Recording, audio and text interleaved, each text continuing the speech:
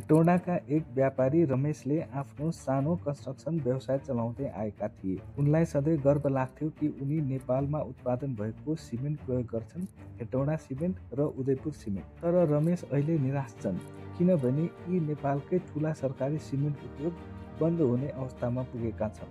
तर किन? के यी उद्योग वाकई घाटामा छन्? कि सरकार नै चलाउन चाहँदैन?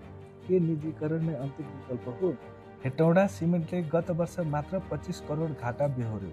सरकारले बजेट स्वीकृत नगरेपछि कच्चा पदार्थ किन्न पनि सकेका छैनन् यी उद्योगहरूले। निजी सिमेन्ट उद्योगहरूले 600 बोरा उत्पादन गर्दा यी उद्योगले मात्र 60 बोरा उत्पादन गर्छन्। हेटौडा सिमेन्ट जुन कुनै बेला नेपालकै नम्बर 1 उत्पादनकर्ता थियो, अहिले अस्तित्व बचाउन सङ्घर्ष गर्दैछ। 2075-76 मा 164 करोड आम्दानी गरेको उद्योगले 1 करोड घाटा बेहोर्यो। 77-78 मा 18 लाख बोरा सिमेन्ट बिक्री गर्दा 17 करोड घाटा बेहोर्यो। 79-80 मा केवल 9 लाख बोरा उत्पादन गर्दा 25 करोड घाटा बेहोर्यो। 80-81 मा उत्पादन घटेर मात्र 6 लाख बोरा पुग्यो। लोड सेडिङका कारण तथा अक्सिजन उपकरण बिग्रिएपछि उत्पादन ठप्प भएको छ।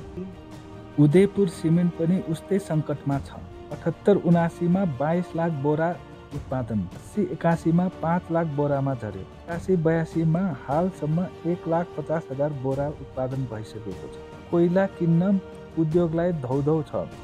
सरकारलाई 5 अर्ब रुपैयाँ ऋण भुक्तानी गर्न बाँकी नै छ। 3 महिनादेखि कर्मचारीले तलब नपाएको अवस्थाका कारण यो उद्योगको अवस्था पनि। नेपालका यी ठुला उद्योगहरू निजीकरण गर्नुपर्ने हो कि सुधार गरेर चलाउने? सरकारले सही निर्णय गरिरहेको छ कि आफ्नो जिम्मेवारीबाट खसिरहेको छ?